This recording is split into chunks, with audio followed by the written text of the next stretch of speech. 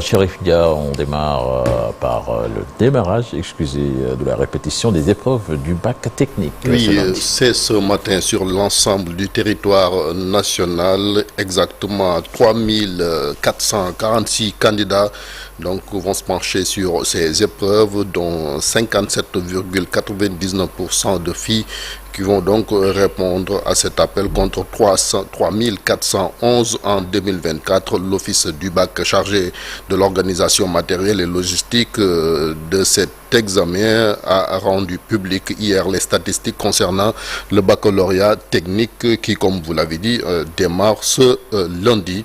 Nous reviendrons donc sur tout cela, surtout à Kédougou, qui a un lycée technique. Il s'agit du lycée Maba Guirassy, qui mise donc sur l'accompagnement psychologique des élèves à l'approche du bac prévu aujourd'hui. Les responsables de cet établissement scolaire ont organisé des cours et renforcements pour aider les élèves donc à faire face à cet examen compte rendu. Ibrahima Diabarate. À moins de 24 heures du démarrage des épreuves du bac technique, l'ambiance est studieuse au lycée technique industriel et minier Maba Guirassy de Kédougou. Ici, 201 candidats des séries STEC, STI2D, T1 et T2 préparent activement à franchir la dernière étape de leur parcours secondaire. Pour aider les élèves à mieux aborder cette phase cruciale, le CAOPS, Centre académique de l'orientation scolaire et professionnelle de Kédougou, a mis en place une stratégie d'accompagnement ciblée axée sur la gestion du stress et le développement de la confiance en soi. Donc on le fait parce qu'on sait que l'examen du baccalauréat, c'est l'examen le plus populaire au Sénégal. Il y a tellement de pression, tellement d'attente sur les élèves, ce qui fait que ces élèves-là, à l'approche des examens, ils éprouvent énormément de stress. Et ce stress-là peut avoir des conséquences négatives sur les résultats de ces élèves-là.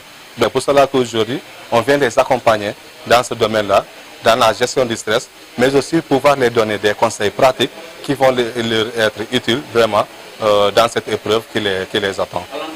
Des initiatives bien accueillies par les élèves. D'ailleurs, certains d'entre eux ont pu élaborer leur propre planning de révision. Moi, le bac, je l'ai préparé, j'ai sorti mon propre emploi du temps.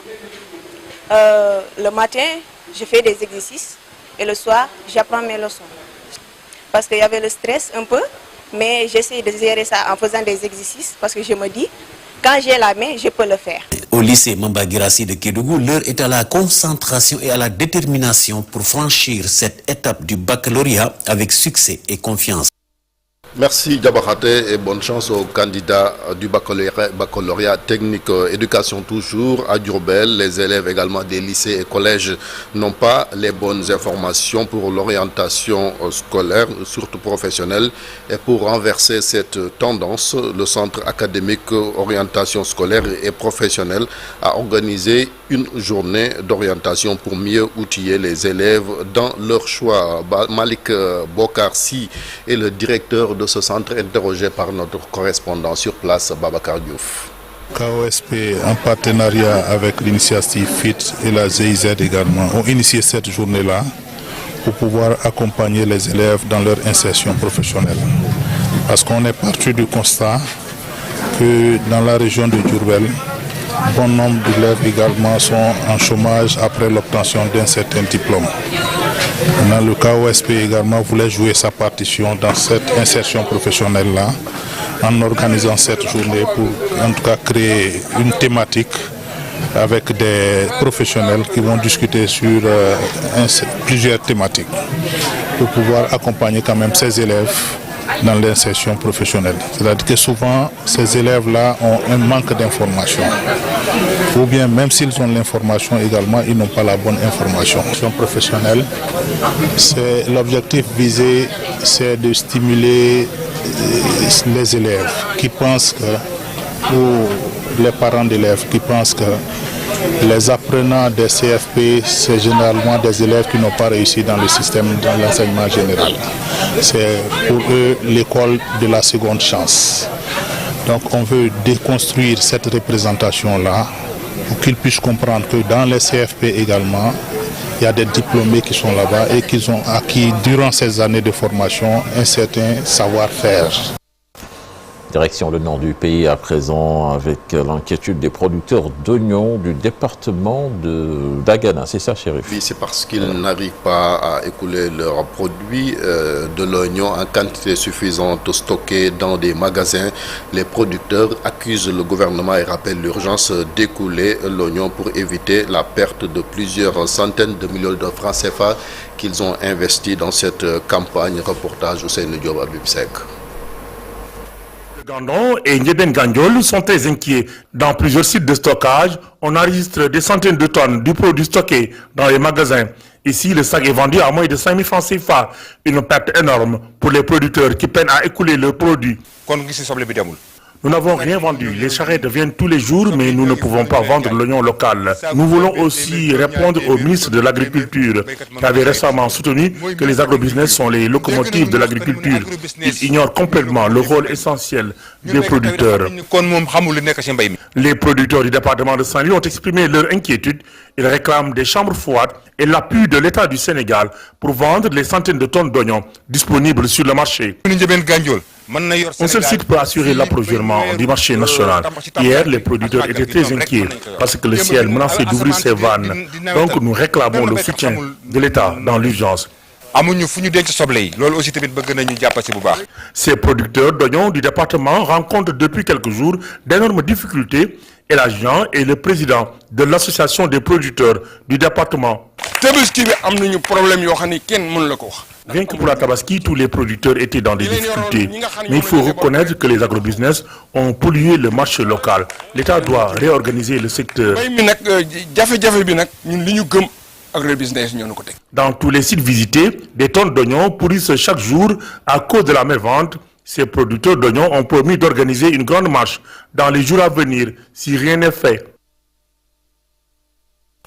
Puis le Sénégal, Chérif Dia, s'illustre dans le respect et la promotion des droits humains selon la coordonnatrice du système des Nations Unies. Elle s'exprimait ce week-end à Saly lors d'un atelier sur le droit de la famille et la protection de l'enfant, une rencontre qui vise à renforcer la protection des droits de l'homme en soutenant une réflexion parlementaire, les réformes du droit sénégalais conformément aux normes nationales et internationales. À ce propos, nous écoutons Arlette Vendo, interrogée par Ndaye Mati Dieng.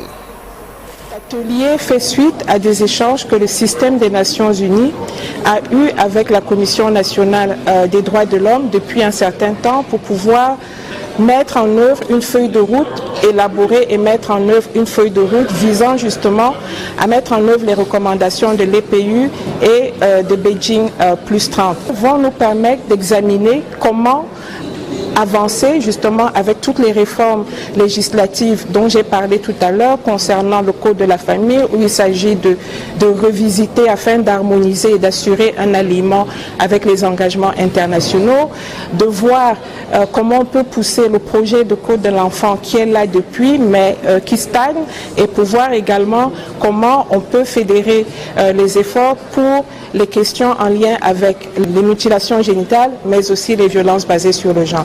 Alors, le système des Nations Unies vient en appui. Donc, nous tenons à préciser que cet atelier se fait sous le leadership de la Commission nationale et nous venons en appui à travers les 5 agences qui ont mutualisé leurs ressources techniques et financières et grâce à l'appui du gouvernement du Canada pour justement accompagner le Sénégal dans la réalisation et la mise en œuvre de sa vision 20. États-Unis, Chérif Dia, Donald Trump durcit les lois contre l'immigration. La ministre des Affaires étrangères prévient les Sénégalais. Oui, c'est parce que des sanctions pénales ou administratives seront désormais infligées aux candidats à l'immigration irrégulière aux États-Unis, une mesure qui n'épargne pas les individus qui ont des antécédents judiciaires.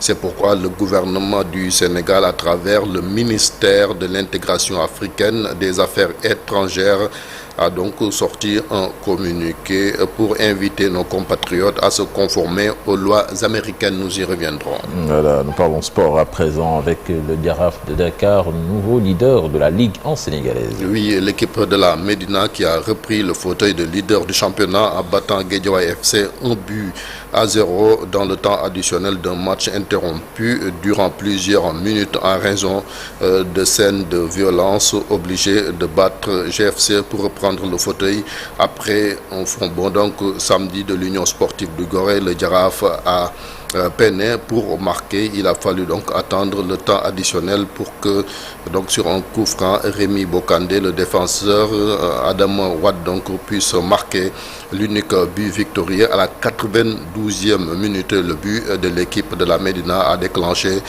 donc des jets de pierre de supporters de Guédiawaye FC, et puis l'Union sportive de Ouakam également a concédé le nul, un but partout devant l'AS Pikine. Les Ouakamois comptent désormais 44 points à 3 points du leader Ziguinchor.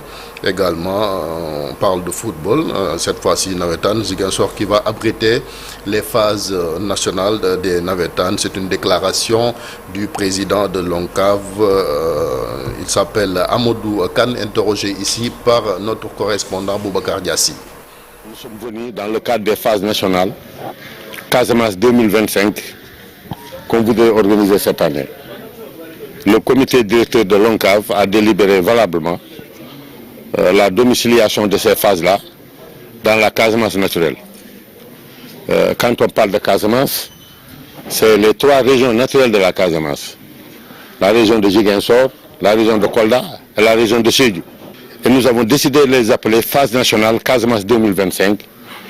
Et je voudrais préciser que depuis longtemps, on avait dit que c'est Ousmane Sonko, Premier ministre du Sénégal, qui va être le parrain de ces phases nationales.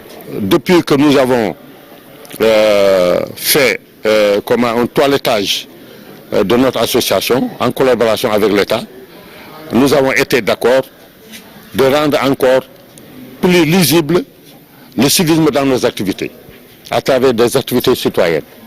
C'est pourquoi, en dehors du football que j'ai dit tout à l'heure, il y aura l'université d'Inawetan.